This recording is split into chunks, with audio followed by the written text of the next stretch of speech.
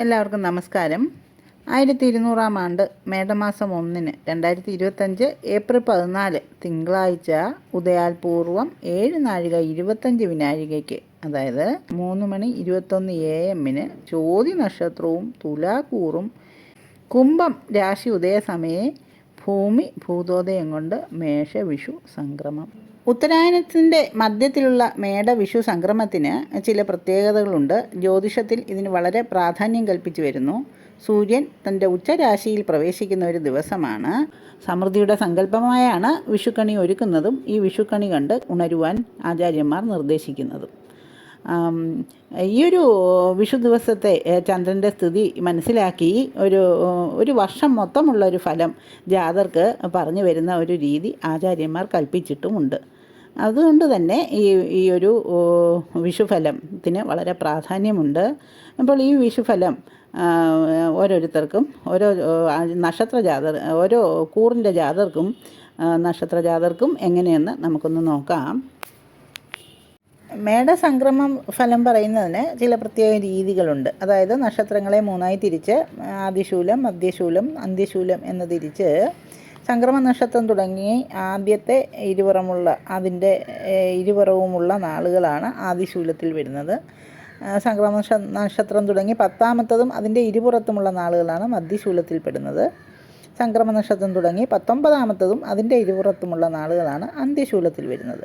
അങ്ങനെ നോക്കുമ്പോൾ മേടക്കൂറിനെ പറ്റി നമുക്കൊന്ന് ചിന്തിക്കാം. മേടക്കൂറ് ഇങ്ങനെ മധ്യശൂലത്തിൽ വരികയാൽ ഈ മേടക്കൂറിൽപ്പെട്ട അശ്വതി, ഭരണി, കാർത്തിക 1ാം പാദം നക്ഷത്രജാതർക്ക് പ്രതാപവും ഐശ്വര്യവും വിശേഷ സ്ഥാനമാനങ്ങളും സൗഭാഗ്യവും സത്കീർത്തിയും സമ്പൽ സമൃദ്ധിയും ദാമ്പത്യ ഐക്യതയുമാണ് ഫലം പറയുന്നത്. അതുകൊണ്ട് തന്നെ ഇവർക്ക് വിഷുഫലം നല്ലതാണ് എന്ന് പറയാം. പക്ഷേ നമ്മൾ മൊത്തത്തിലൊന്ന് നോക്കുമ്പോൾ നമുക്ക് മനസ്സിലാക്കാം, അവർക്ക് മെയ് 17 ശേഷമുള്ള ആ ഒരു ഗ്രഹസ്ഥിതി അത്ര അനുകൂലമല്ല. അതായത് വ്യാഴം ഇവർക്ക് മറയുന്നു. അതുപോലെ തന്നെ ശനി ഇവർക്ക് 7ാണ്ട ശനിയാവുകയും ചെയ്യുന്നു. അപ്പോൾ അവർക്ക് ഈ വിഷുഫലമുള്ള ഗുണങ്ങൾ കിട്ടണമെങ്കിൽ ഇവർക്ക് വ്യാഴപ്രീതി വരുത്തണം. ശക്തമായ വിഷ്ണു ക്ഷേത്രങ്ങളുടെ ഒരു ദർശനം നടത്തുകയും ആ ഒരു വിഷ്ണു പ്രീതി ഉണ്ടാക്കുകയും ചെയ്യുകയാണ് ഏറ്റവും പ്രധാനം. അതുപോലെ തന്നെ 7ാണ്ട ശനിദോഷം ഉള്ളതിനാൽ ഇവർ ആ ഒരു ശനിപ്രീതിയും വരുത്തണം. ശനിയാഴ്ച ദിവസങ്ങളിൽ ശനീശ്വരനെ പ്രാർത്ഥിക്കുകയും ശാസ്താക്ഷേത്രങ്ങളിൽ ദർശനം നടത്തുകയും ചെയ്യുക. അതുപോലെ തന്നെ ഇവർക്ക് ചിലവ് അധികരിക്കാനുള്ള ഒരു സാധ്യത കണക്കിലെടുത്ത് ഇവർ ആ ഒരു ചിലവ് നിയന്ത്രിക്കേണ്ടതായ കാര്യങ്ങളൊക്കെ ചെയ്യുക.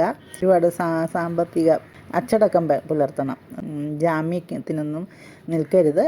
ഇനി ഇടവക്കൂറിനെ പറ്റി ചിന്തിക്കാം. ഇടവക്കൂറിൽപ്പെട്ട കാർത്തിക 2, 3, 4 പാദം നക്ഷത്രജാതരും രോഹിണി, മകയിരം 1, 2 പാദം നക്ഷത്രജാതരും.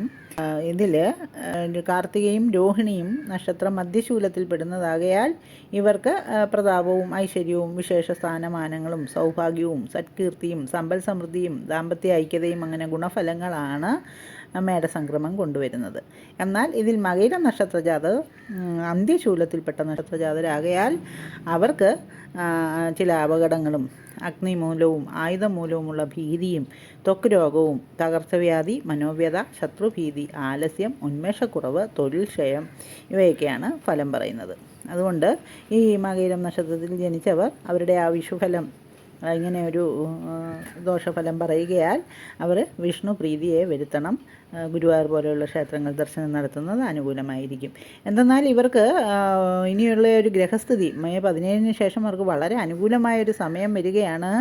അവരുടെ ഭാഗ്യം വർദ്ധിക്കുന്ന ഒരു സമയമാണ്. അപ്പോൾ ഈ ഒരു ഭാഗ്യം വർദ്ധിപ്പിക്കണമെങ്കിൽ അവർക്ക് ഈ വിഷു സംക്രമം കൊണ്ടുള്ള ഒരു ദോഷം തീർക്കണം. അതായത് അവർക്ക് വ്യാഴം നല്ല അനുകൂലമായി വരുന്നു. അതുപോലെ തന്നെ ശനിയും അവർക്ക് ഈ ഒരു ഇടവക്കൂറുകാർക്ക് വളരെ അനുകൂലമാണ്. അപ്പോൾ ഇടവക്കൂറുകാർക്ക് എന്തുകൊണ്ടും നല്ലൊരു സമയമാണ് വരുന്നത്. സ്വയം തൊഴിൽ ചെയ്യുന്നവർക്ക് വലിയ നേട്ടങ്ങൾ വന്നു ചേരും. അനുകൂലമായ മാറ്റങ്ങൾ പലതും ഉണ്ടാകാൻ സാധ്യതയുള്ള ഒരു വർഷം തന്നെയാണ്. തൊഴിൽ രംഗത്ത് നേട്ടങ്ങളൊക്കെയാണ് വരുന്നത്. വിദ്യാർത്ഥികൾക്ക് നല്ല പുരോഗതി ഉണ്ടാവും. പിന്നെ അതുപോലെ വിവാഹാലോചനകളൊക്കെ തീരുമാനമാകും. ദോഷങ്ങൾക്കൊക്കെ പരിഹാരമായിട്ട് ദേവീഭജനം നടത്തണം. ശിവക്ഷേത്ര ദർശനമൊക്കെ നടത്തുന്നത് നന്നായിരിക്കും. പിന്നെ ഇനി അടുത്തത് മിഥുനക്കൂറിൽപ്പെട്ട നക്ഷത്രജാതരെയാണ് പറയേണ്ടത്. അതായത് മകയിരം 3, 4 പാദം നക്ഷത്രജാതരും തിരുവാതിര പുണർദം 1, 2, 3 നക്ഷത്രജാതരും. അപ്പോൾ ഇവർ അന്ത്യശൂലത്തിൽപ്പെട്ട നക്ഷത്രങ്ങൾ തന്നെയാണ്. അതുകൊണ്ട് തന്നെ ഇവർക്ക് മേടസംക്രമ ഫലം അത്ര ഗുണകരമല്ല. അഗ്നിമൂലവും ആയുധമൂലവുമുള്ള ഭീതി ഇവർ അറിയേണ്ടതുണ്ട്. അപകടങ്ങൾ, ത്വക്ക് രോഗം, പകർച്ചവ്യാധി, മനോവ്യത, ശത്രുഭീതി, ആലസ്യം, ഉന്മേഷക്കുറവ്, തൊഴിൽ ക്ഷയം ഒക്കെയാണ് ഇവർക്ക് പറയുന്നത്.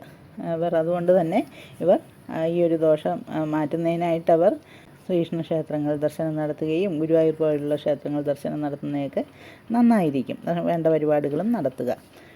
ഈ മിഥുനക്കൂറുകാർക്ക് വ്യാഴം ജന്മത്തിൽ വരുന്നു. ഇവർക്ക് ശനി കണ്ടകശനിയായി ആ ഒരു തൊഴിൽ സ്ഥാനത്ത് നിൽക്കുകയും ചെയ്യുന്നു. അതുകൊണ്ട് തൊഴിൽപരമായ ക്ലേശങ്ങൾക്കൊക്കെയാണ് സാധ്യത കൂടുതലുള്ളത്. അത് മാറ്റാനായിട്ട് ശനീശ്വര പ്രീതി വരുത്തുക. ശാസ്താക്ഷേത്രങ്ങൾ ദർശനം നടത്തുകയും കഴിയുമെങ്കിൽ ഗുരുവായൂർ ക്ഷേത്ര ദർശനം നടത്തുകയോ ശ്രീകൃഷ്ണ ക്ഷേത്രങ്ങളിൽ വേണ്ട വഴിപാടുകളൊക്കെ നടത്തുകയാണെങ്കിൽ ഇവർക്കും ഒരു ഗുണദോഷ സമ്മിശ്രമായ ഒരു കാലഘട്ടം തന്നെയാവും ഉള്ളത്. ഒരു കുടുംബാംഗങ്ങളുടെയൊക്കെ ഒരു പിന്തുണ ലഭിക്കും. വ്യാഴം അവർക്ക് ജന്മത്തിലുണ്ടല്ലോ. വിദ്യാർത്ഥികൾക്കും അനുകൂലമായ ഒരു മാറ്റങ്ങളുണ്ടാകും. കാരണം വ്യാഴം ആ 12-ൽ നിന്നിരുന്ന വ്യാഴം ഈ ഒരു വർഷം അനുകൂലമായി വരും. ഇനി അടുത്തത് നമുക്ക് കർക്കിടകക്കൂറിനെ പറ്റിയാണ് ചിന്തിക്കേണ്ടത്. കർക്കിടകക്കൂറിൽപ്പെട്ട പുണർതം 4, പൂയം, ആയില്യം നക്ഷത്ര ജാതകരുടെ കാര്യം ചിന്തിക്കുകയാണെങ്കിൽ ഇതിൽ പുണർതം നക്ഷത്രത്തിന് നേരത്തെ പറഞ്ഞ പോലെ അന്ത്യശൂലത്തിൽപ്പെട്ട നക്ഷത്രമായതിനാൽ അവർക്ക് ചില ക്ലേശ സാധ്യതകളൊക്കെയാണ് പറയുന്നത്. അപ്പോൾ അവർ ആ ഒരു സംക്രമഫലത്തിൻ്റെ ദോഷങ്ങൾ മാറ്റേണ്ടതുണ്ട്. പൂയവും ആയില്യം നക്ഷത്രജാതർക്ക് രാജബഹുമാന പ്രീതിയും സൽകീർത്തിയും കുടുംബസൗഖ്യവും പ്രതാപവും കർമ്മ വ്യാപാര വ്യവസായാദി ഗുണാനുഭവങ്ങളും സ്ഥാനമാനങ്ങളുമാണ് ഫലം പറയുന്നത്. ഈ കർക്കിടകക്കൂറിൽപ്പെട്ടവർക്കും ആ ഒരു അഷ്ടമശനിയുടെ ദോഷം മാറിക്കിട്ടിയിരിക്കുന്ന ഒരു സമയമാണ് വ്യാഴം. പക്ഷേ ഇവർക്ക് അത്ര അനുകൂലമല്ല. 12-ലോട്ടാണ് വ്യാഴം വരുന്നത്. അപ്പോൾ അതിൻ്റെ ആ ദോഷസാധ്യതകൾ കുറയ്ക്കണം. പ്രതികൂലമായൊരു സാമ്പത്തിക സ്ഥിതിയൊക്കെ ഇവർ അനുഭവിക്കേണ്ടതായിട്ടുണ്ട്. വ്യാഴം അനുകൂലമല്ലാത്തത് കൊണ്ട് തന്നെ അങ്ങനെ ചില സ്ഥലം മാറ്റവും സ്ഥാനഭ്രംശവും ഒക്കെ ഇവർ ചിന്തിക്കേണ്ടതുണ്ട്. ഏത് കാര്യത്തിലും അപ്പോൾ അവർ വളരെ ശ്രദ്ധ പാലിച്ച് വേണം ഇവർ. അതിനാൽ തന്നെ ഇവർ വ്യാഴപ്രീതി നിർബന്ധമായിട്ടും ചെയ്യണം. വ്യാഴാഴ്ച ദിവസങ്ങളിൽ വിഷ്ണു സഹസ്രനാമ ജപവും വിഷ്ണു ക്ഷേത്രങ്ങൾ ദർശിക്കുകയും വേണ്ട വഴിപാടുകളെയുമൊക്കെ നടത്തുന്നത് ഗുണഫലങ്ങൾ വർദ്ധിപ്പിക്കും. ദോഷഫലങ്ങൾക്ക് സാധ്യത കുറയ്ക്കും. പിന്നെ അടുത്തത് ചിങ്ങക്കൂറിൽപ്പെട്ട മകം, പൂരം, ഉത്രം, 1-ാം പാദം നക്ഷത്ര ജാതരെ പറ്റി ചിന്തിക്കുകയാണെങ്കിൽ അവർക്ക് മേടസംക്രമ ഫലം അനുകൂലമാണ്. അതായത് ഇവർക്ക് രാജ്യബഹുമാന പ്രീതിയും സൽകീർത്തിയും കുടുംബസൗഖ്യവും പ്രതാപവും കർമ്മ വ്യാപാര വ്യവസായാദി ഗുണാനുഭവങ്ങളും സ്ഥാനമാനങ്ങളുമൊക്കെ ഉണ്ടാകുന്ന ഒരു സമയമാണ്. എന്നാൽ ഇവർക്ക് ചിങ്ങക്കൂറുകാർക്ക് ഇപ്പോൾ അഷ്ടമ ശനി എന്നുള്ളൊരു ദോഷം ബാധിച്ചിരിക്കുന്നു. പരിഹാരം വേണ്ടത് തന്നെയാണ്. ആരോഗ്യാദി ക്ലേശങ്ങളും അതുപോലെ വിവാഹാലോചനകളൊക്കെ നീണ്ടു പോകാനുള്ളൊരു സാധ്യതയും ദമ്പതികളുടെ ഇടയിലുള്ളൊരു കലഹവും എനിക്ക് കാണണം. അപ്പോൾ ഇവർക്ക് മന്ദത അനുഭവപ്പെടുന്ന കാലഘട്ടം തന്നെയാണ്. അതുകൊണ്ട് തന്നെ ആരോഗ്യ കാര്യങ്ങളിൽ ഇവർ വളരെ ജാഗ്രത പുലർത്തണം. ദമ്പതികളൊക്കെ കലഹ സാധ്യതകൾ കുറയ്ക്കണം. അതുപോലെ തന്നെ യാത്രാക്ലേശവും അലച്ചിലുമൊക്കെ ഇവർ പ്രതീക്ഷിക്കണം. വിദ്യാർത്ഥികൾക്കും കൂടുതൽ തീവ്രമായ ഒരു പരിശ്രമമൊക്കെ ആവശ്യമായിട്ട് വരും. എന്നാൽ ഇവർക്ക് 11-ലാണ് വ്യാഴം. അപ്പോൾ ഒരു വ്യാഴത്തിൻ്റെ ആനുകൂല്യം ഇവർക്ക് കിട്ടുന്നു എന്നുള്ളൊരു ഒരു ആശ്വാസമുണ്ട്. എന്നാലും ആ ശനിയുടെ ദോഷം തീർക്കുവാനായിട്ട് ഇവർ ശാസ്താക്ഷേത്രങ്ങളിൽ ദർശിക്കുകയും അതുപോലെ തന്നെ ശിവക്ഷേത്രങ്ങളിൽ വേണ്ട വഴിപാടുകൾ ഐക്യമത്യ സൂക്താർച്ചന പോലെയുള്ള വഴിപാടുകൾ ദമ്പതികൾ നടത്തുകയും പ്രതിജ്ഞാർച്ചനകളൊക്കെ നടത്തുന്നത് എന്തുകൊണ്ടും നന്നായിരിക്കും. കന്നിക്കൂറിൽപ്പെട്ട ഉത്രം 2, 3, 4 പാദം നക്ഷത്രജാതരുടെയും അത്തം, ചിത്തിര 1, 2 പാദം നക്ഷത്രജാതരുടെയും വിഷുഫലത്തെപ്പറ്റി പറയുകയാണെങ്കിൽ ഈ ഉത്രം, അത്തം നക്ഷത്രജാതർക്ക് ഇവർ അന്ത്യശൂലത്തിൽപ്പെട്ട നക്ഷത്രജാതരാകയാൽ ഇവർക്ക് രാജബഹുമാന പ്രീതിയും സൽകീർത്തിയും കുടുംബസൗഖ്യവും പ്രതാപവും കർമ്മ വ്യാപാര വ്യവസായാദി ഗുണാനുഭവങ്ങളും സ്ഥാനമാനങ്ങളുമാണ് ഫലം പറയേണ്ടത്. എന്നാൽ ഇതിൽപ്പെട്ട ചിത്ര നക്ഷത്രജാതർ ആദിശൂലത്തിൽപ്പെട്ട നക്ഷത്രമാകയാൽ ഇവർക്ക് പലവിധ ക്ലേശങ്ങളും അരിഷ്ടതകളും ധനദ്രവ്യങ്ങൾക്ക് ക്ഷയാവസ്ഥയുമാണ് ഫലം പറയേണ്ടത്. ഇനി നമുക്ക് ഇവരുടെ ആ ഒരു ഇപ്പോഴത്തെ ഗ്രഹസ്ഥിതി വെച്ച് ഇവർക്ക് കണ്ടകശനി അവരുടെ 7-ൽ ശനി വന്നിരിക്കുകയാൽ അവർക്ക് പങ്കാളികൾക്കൊക്കെയുള്ള നല്ല സമയമല്ല. അത് കണക്കിലെടുത്ത് അവർ കണ്ടക ശനിയുടെ ദോഷം തീർക്കുവാനായിട്ട് ശാസ്താക്ഷേത്രങ്ങൾ ദർശനം നടത്തുകയും ഒക്കെ വേണ്ടതാണ്. എന്നാൽ ഇവർക്ക് മെയ് 17 വരെ ഇവർക്ക് വ്യാഴം വളരെ അനുകൂലമായി നിൽക്കുന്നു.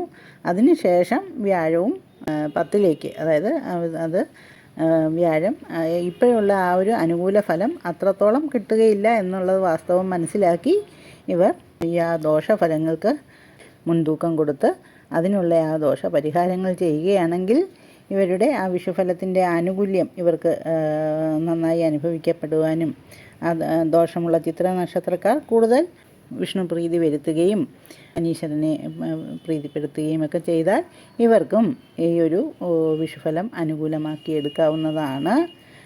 ദോഷപരിഹാരത്തിന് വേണ്ടിയിട്ട് ഇവർ ശ്രീകൃഷ്ണ ക്ഷേത്രങ്ങളിൽ രാജഗോപാലർച്ചന നടത്തുകയും ഭാഗ്യസൂക്ത പുഷ്പാഞ്ജലിയും ഒക്കെ നടത്തി കുട്ടികൾക്ക് അന്നദാനവും വസ്ത്രദാനവും ഇവയൊക്കെ നടത്തി അവരുടെ ഒരു ദോഷങ്ങളുടെ ക്ലേശങ്ങൾക്ക് അരിഷ്ടതകൾക്കുമൊക്കെ കുറവ് വരുത്തി ഒരു മേട വിഷു ഫലം അനുകൂലമാക്കിയെടുക്കുക. മേടം മുതൽ കന്നിക്കൂർ വരെയുള്ള 6 കൂർ ജാതരുടെ ഫലമാണ് ഈ വീഡിയോയിലൂടെ പറഞ്ഞു വന്നത്. ഇനി വീഡിയോയ്ക്ക് ലെങ്ത് കൂടുന്നതിനാൽ അടുത്ത 6 കൂർ ജാതരുടെ ഫലം ഇനിയൊരു വീഡിയോയിലൂടെ പറയുവാൻ ശ്രമിക്കാം. ഈ ഒരു വീഡിയോ ഏവർക്കും ഉപകാരപ്രദമാകുമെന്ന് വിശ്വസിക്കുന്നു. ഉപകാരപ്പെടുന്നുവെങ്കിൽ ഏവരും ലൈക്ക് ചെയ്യുകയും ഷെയർ ചെയ്യുകയും സബ്സ്ക്രൈബ് ചെയ്യുകയും ചെയ്യണേ. എല്ലാവർക്കും എൻ്റെ വിഷു ആശംസകൾ. നന്ദി, നമസ്കാരം.